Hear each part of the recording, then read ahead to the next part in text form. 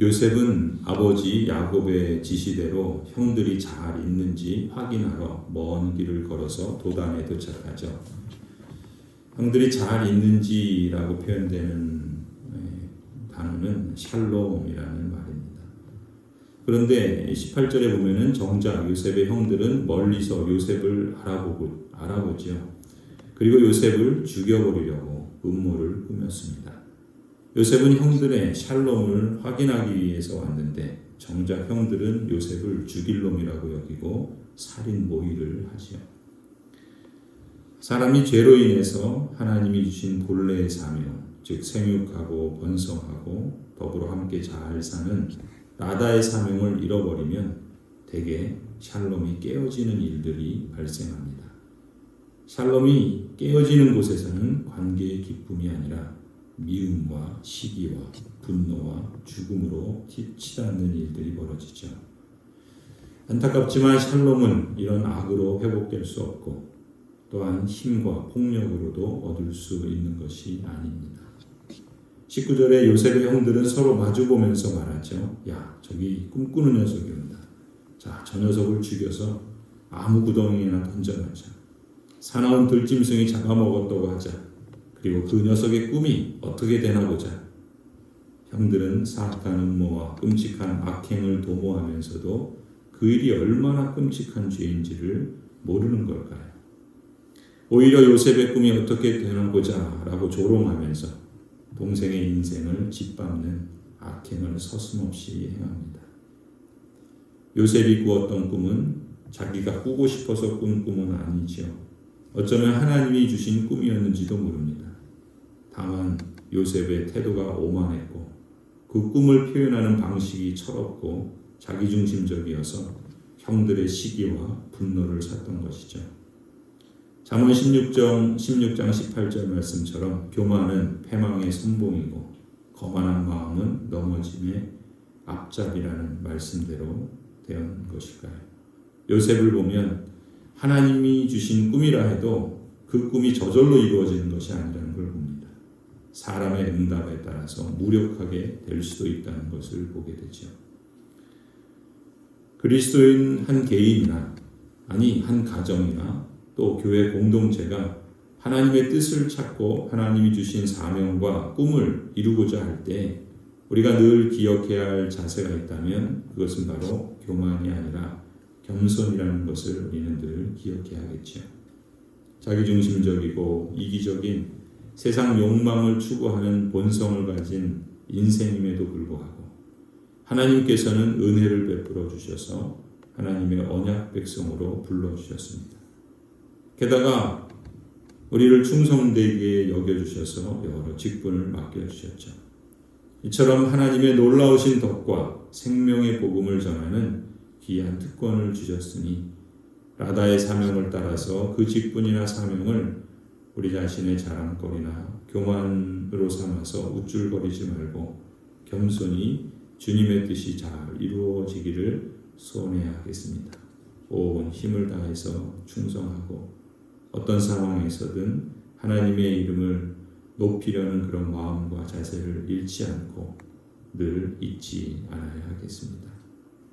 21절을 보면 그 중에 맏형이 르우벤이 생각을 바꾸죠. 목숨만은 해치지 말자. 피는 흘리지 말자. 여기 들판에 있는 구덩이에 그 아이를 던져놓기만 하고 그 아이에게 손을 대지는 말자. 잔뜩 겁을 주어 오만하게 구는 요셉의 버릇을 바로 잡기는 하되 극단으로 치닫는 것을 원치 않았던 것이죠. 형제라고 모두가 같은 생각을 하는 것은 아니죠. 그 중에는 보다 극단적인 행동을 취하는 형제들도 있습니다. 르우벤이 자리를 비운 사이에 마침 이집트로 향하는 이스마엘 상인들이 그곳을 지나갑니다. 그걸 본 유다는 요셉을 죽여봤자 아무런 이득도 없으니 상인들에게 노예로 팔자고 제안을 합니다. 급기야 형제들은 유다의 제안대로 동생 요셉을 은 20냥을 받고 노예로 팔아버리죠. 직접 피를 보고 죽이지 않았다 하더라도 돈을 받고 팔아넘긴 사람은 그들의 동생이었고 또 형제였던 것입니다. 손만 봐주고 넘어가자는 르우벤이나 자기 손에 피를 묻히지 말고 노예로 팔아서 목숨만은 건져준 동생들이나 혹 이런 자신들의 행위에 대해서 최악을 피했다고 합리화할 수는 있을지 모르겠지만 하나님의 언약 백성이 추구할 삶은 최악이든 차악이든 그런 것이 아니라 최선의 삶이요 적어도 차선의 삶을 추구해야 하지 않겠습니까? 신자로서 우리도 때로 이러저러한 죄를 범하는 걸 알면서도 이 정도는 괜찮겠지라고 스스로 합리화하는 경우가 없지 않나. 요셉의 형제들을 보면 그것이 얼마나 끔찍하고 악한 일인지 또 그런 마음을 갖고 있다는 것이 하나님 앞에 얼마나 두려운 일인지를 돌아보게 됩니다. 계속해서 31절에 요셉의 형들은 요셉을 죽이려고 모의했고 급기야는 노예로 팔아넘긴 죄를 숨기기 위해서 아버지 야곱에게 거짓말로 속이는 죄를 덧붙이죠.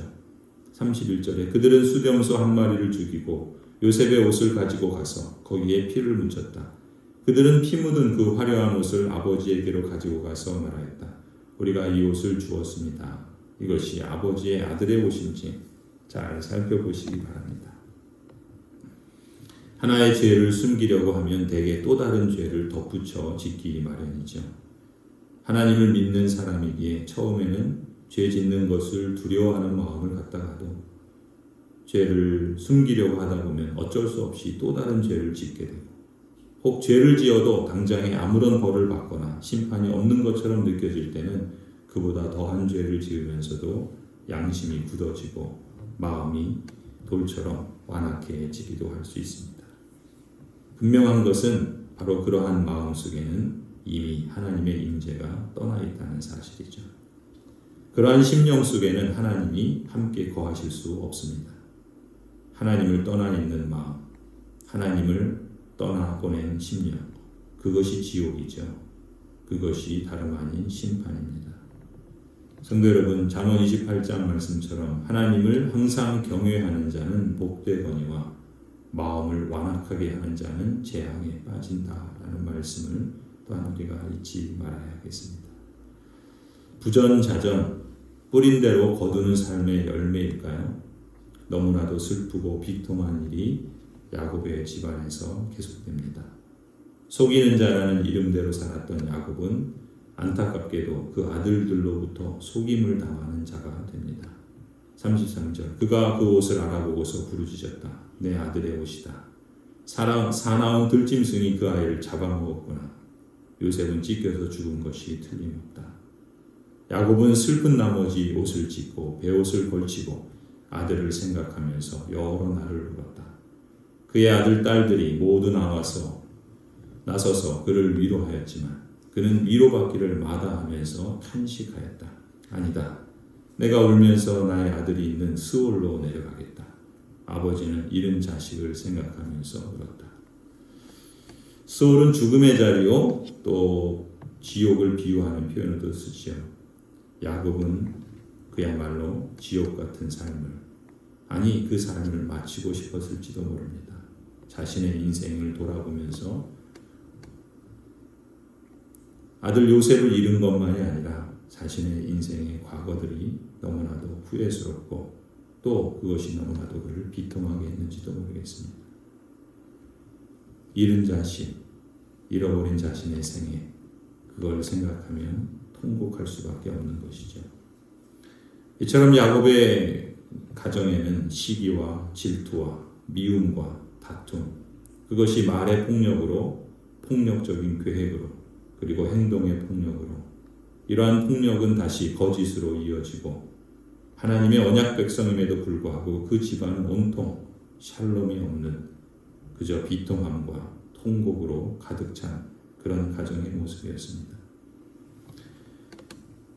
놀라운 사실은 이렇게 형제의 생명을 팔아넘긴 형들 그리고 그 일에 앞장섰던 유다, 역설적이게도 하나님께서는 그 유다의 가문을 통해서 형제를 위해 자기 생명을 바치는 예수 그리스도를 보내주십니다. 하나님의 지혜는 우리가 상상할 수가 없습니다.